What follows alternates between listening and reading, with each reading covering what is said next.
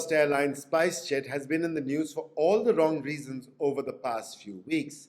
Starting with a bird strike as a Boeing 737 was taking off from Patna, which set the engine alight, to a recent diversion of a 737 MAX to Karachi and a cracked windscreen on a Bombardier Q400, the Directorate General of Civil Aviation in India has sent a show cause notice to the airline questioning why action should not be taken against them.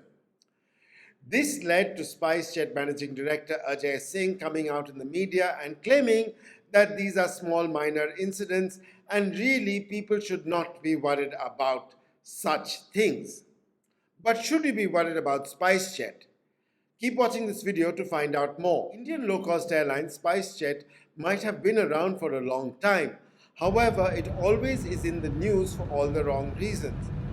Usually, it is the financial reasons, and the financial aspects of the airline have been poor for a long time.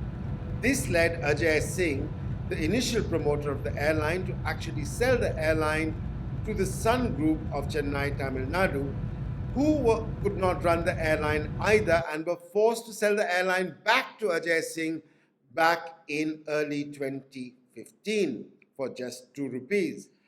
Ajay Singh and SpiceJet have been fighting legal case after legal case above that, including one with the Marans who claimed that compensation for the purchase was not properly paid, and with SR Technics of Switzerland, which claimed that fees weren't paid as well.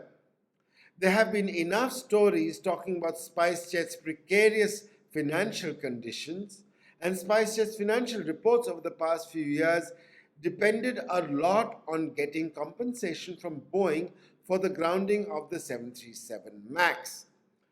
SpiceJet Ajay Singh claimed that Boeing would give the airline 2 777-200s for them to be able to operate flights between India and North America.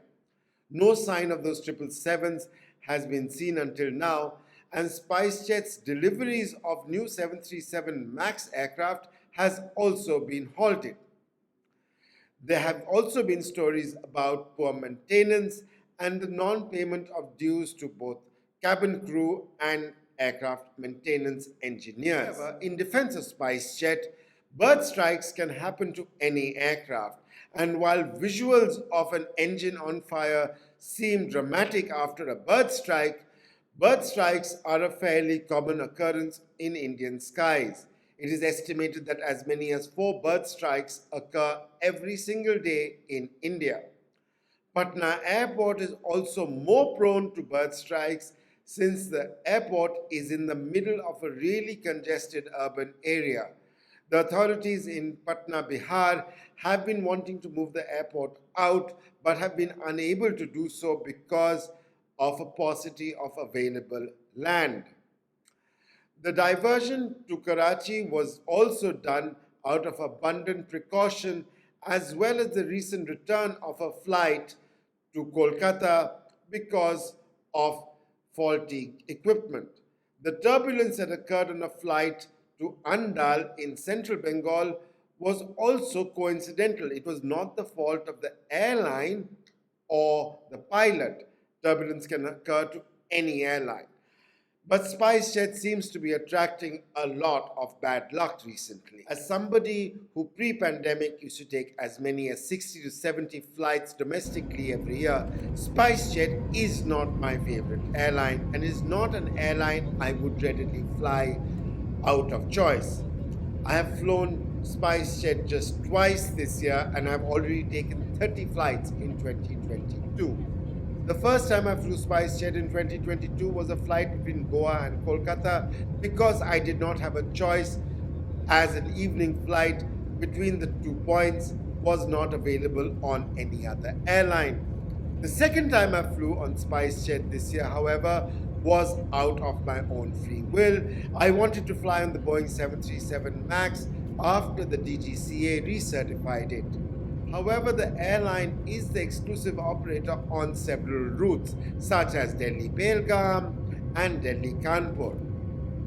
Also, even when they are not the exclusive operator on certain routes, they are the only airline that operates flights with a reasonable timing. According to the Ministry of Civil Aviation's daily flight tracker, SpiceJet has still been enjoying a relatively healthy passenger load factor on board all their flights, and no major maintenance issues that have endangered passengers has come to light.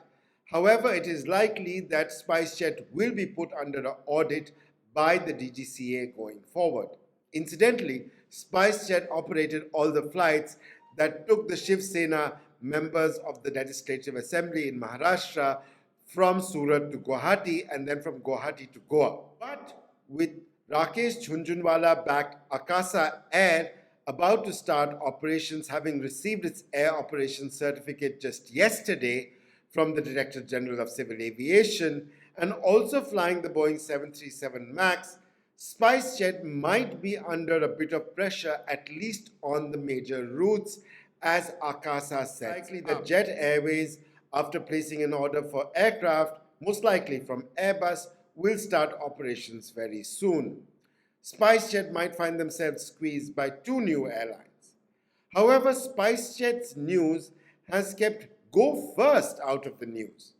I recently flew into and out of Delhi from Terminal 2 and from runway 28, and beside runway 28, in the parking area, you can see a lot of Go Air A320 Neos in short-term storage, with engine covers on and foil covering many of the wheels and inlets.